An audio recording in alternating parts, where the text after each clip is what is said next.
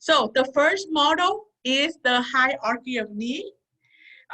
This model was developed by Abraham Maslow in 1950. He is one of the founding fathers of humanistic psychology. And I will share with you already, humanistic psychology means understanding who you are, understand your strength and talent to help yourself and others. And when you can do that, you are very humanistic. You care about yourself and others. And so that's humanistic psychology. So as you can see here, there are 5 levels that we need to fulfill in order for us to reach the top, okay? And I will go through and share with you what they are and how to achieve it successfully, okay? So starting from the bottom and going up, okay? So the first one is the physiological need, which is another name for survival need, okay? We need food, water, shelter, and warmth to survive. If we don't have those, how can we survive? Then we'll be dead, and then we can't reach our full potential. But the key here is just to survive. The word surviving, okay? Just to survive. This does not mean you need good food, nice clothes, big house, or big car, just to survive. That is the key. A lot of people think, oh, I need to have a big house to survive. I need to have a nice car to survive. As long as you have a car to drive to take you places, even though it might not be the ideal, you are still meeting this survival need. And that's the key to understand survival need, okay? So like, for example, a homeless person is still meeting this survival need because he's not dead. He have clothes to eat. He have clothes to wear. He have food to eat. He can get food from food bank. He have shelter to go to get nice sleep. He can sleep on the street and he's still surviving. I mean, it's not the ideal. Yes, he might be starved like once in a while, but he can always access to food, clothes to wear. I might not be very clean, but he still have clothes to keep him warm. And so even though he's not ideally meeting his survival need, but he's still surviving. And that's important to understand, okay? We don't need that, and to survive, we don't need that much food. We don't need, well, we need enough water. That one I can say. We don't need a big house. As long as you have a place to sleep and warm, you are good to go, okay? But the one thing that homeless and low community have trouble meeting their full potential, it is not about lacking survival need, it's the lack of resources. They lack the information like this, the lack of support to help them reach their full potential. That is why they have a difficult time reaching their full potential comparing to educated people, comparing to successful people, because they have the resources, they have people to guide them, not because they are not that they'll have a lot of money and survive. No, it is the lack of resources that low community is lacking. That is what's preventing people to meet their full potential, okay? So remember, survival need, if you have a bread and love to eat every day, you are meeting it, okay? So keep that in mind, okay? And if we think that we need all this stuff, then we feel like we're taking too much time, that we need to focus on something else, okay?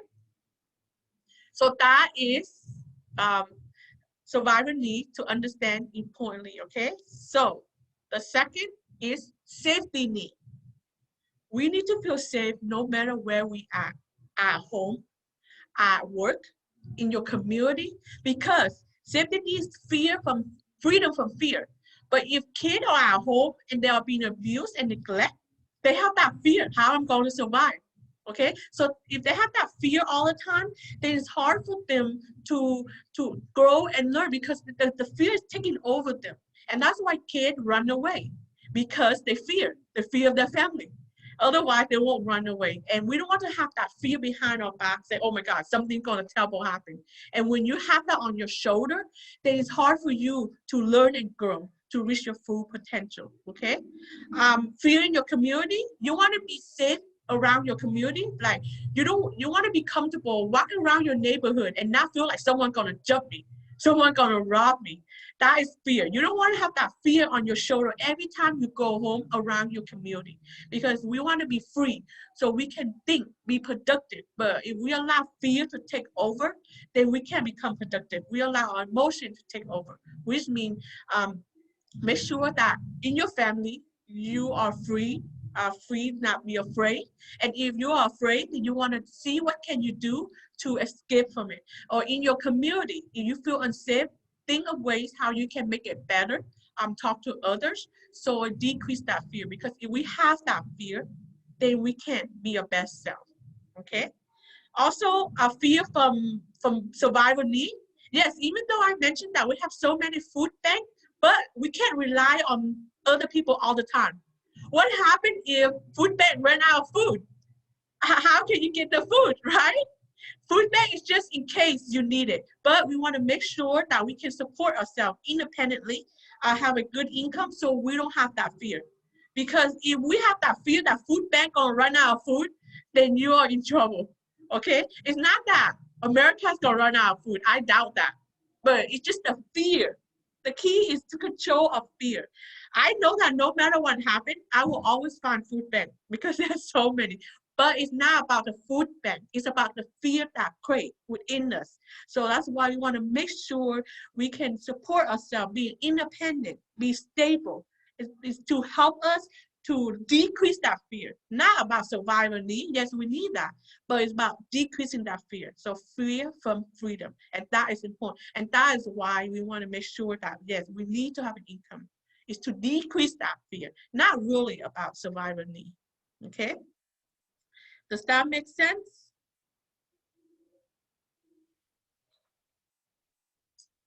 So that's the second level. The third level is belonging need. And this kind of tied to safety, but it's a deeper level.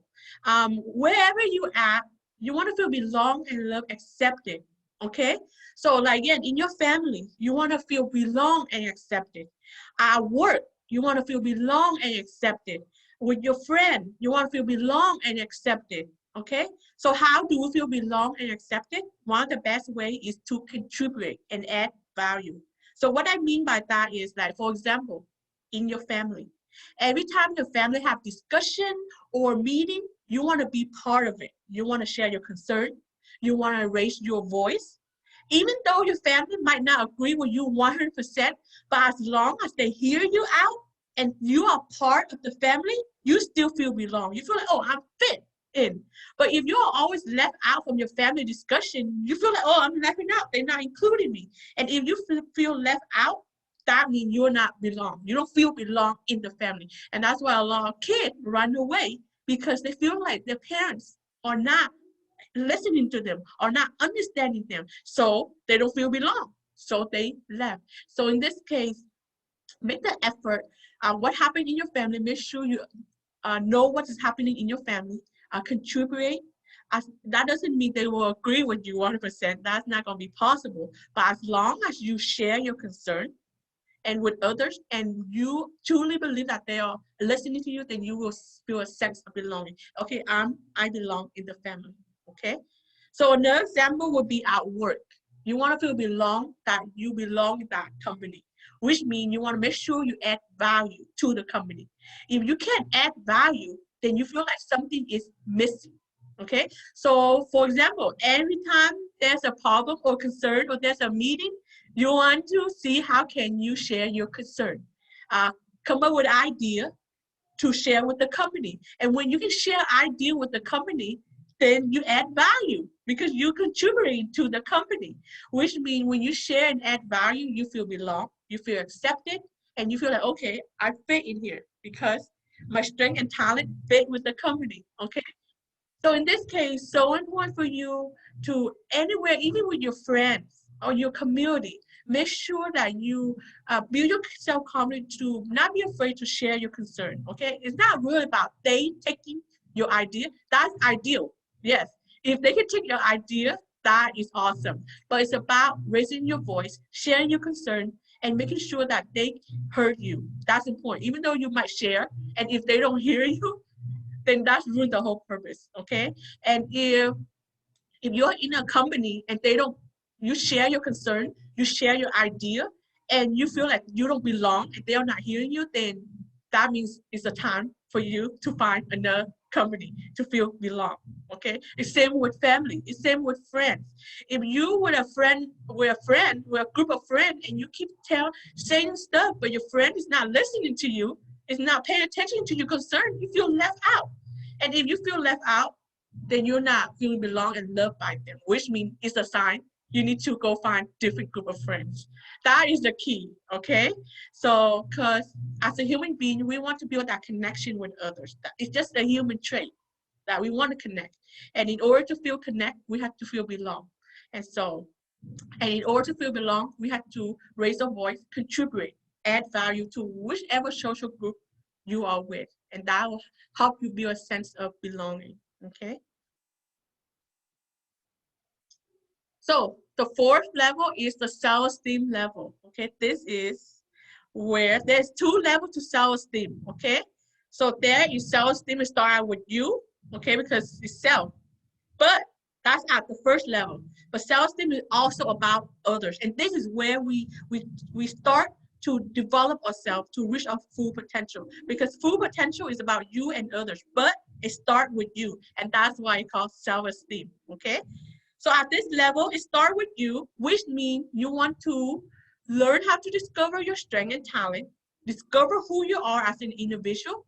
Once you discover your strength and talent, you want to use it in your life to make your life possible.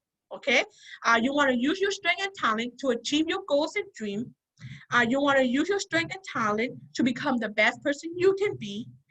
You want to use your strength and talent and see how it's there, helping you realize as a human potential as a person first. Okay, so when you can use your strength and talent to help yourself, and you see, oh my God, I can develop my own lifestyle very successfully. And that is when you will start to love, appreciate yourself, and understand yourself. And that's how self-respect develop, because you can use your strength and talent so well to develop your lifestyle. You be so happy, and that is self-esteem. Okay, a lot of time people think that self-esteem is about feeling good about yourself. Yes, you need to feel good about yourself, but that is just a service. The level of high self-esteem is using your strength and talent to make your life possible, to make your goal and dream possible, and that is true self-esteem. Okay. So once you are able to use your strength and talent to help yourself develop your ideal lifestyle, then you will help others do the same. You use your strength and talent to help others achieve their full potential as well. Okay, and when you can help others do the same thing, that is when true empowerment come in. Okay, because self-esteem and empowerment are related. Empowerment is when you use your strength and talent to help yourself and others. And when you help others, people will start to recognize you, people will start to respect you, and that's why at the self-esteem level over here is about recognition and respect. When you start out, you will respect yourself first, because you will find out, oh my God, I have so great potential. I respect myself. I care for myself. But when you start to help others, others will see your potential as well. And then they will recognize you. They will respect you. They will recognize and give you recognition of who you are. And when you and others can see your full potential, that is self-esteem. That is where true self-esteem, that's the highest level of self-esteem. And that is what you want. That is the self-esteem level. You master yourself when you can help yourself and others. And that's the key. So human potential is not only for you. You have to help others to truly maximize your potential. Okay? So that is the self-esteem level. So the last level is self-actualization. It's a little bit similar to self-esteem, but self-actualization, the differences is creativity. That's the differences, okay? So at this level, you are still using your strength and talent to help yourself and others. But the only differences is creativity. What that means is that you have to constantly be creative, coming up new ways to help yourself and others every single day. Okay, so like for example, let's say that one of my strengths is nutrition, okay? So at the self-esteem level, I'm using method to help myself eat better. I'm helping others eat better, okay? That's at the self-esteem level. But Self-actualization is when creativity, which means I have to discover a new way to help people eat better, to help myself eat better. Okay? If I haven't come up with a new way to help people eat better, then I'm at the self-esteem level. But if tomorrow I am able to come up with a creative way, a new way to help myself eat better, help others eat better, then that is self-actualization. You come up with a new way. And so if you want to be at this level the next day, you have to come up with a new way, not the same way. Okay? So remember, creativity is about doing something different constantly. So if you want, you might experience self-actualization today, but if tomorrow, if you're not creative, coming up with a new way, then you are at the self-esteem level, not at the top. But the thing is, yes, it's not easy to be creative every single day. We are not genius. We are not superhuman, right? So we will not be able to be creative every single day because being creative like that is like not easy. So a lot of times I'm at the self-esteem level because I can't come up with a creative way every single day. That's just like impossible. If I'm able to do that every single day, I mean I'm perfect, but I'm not.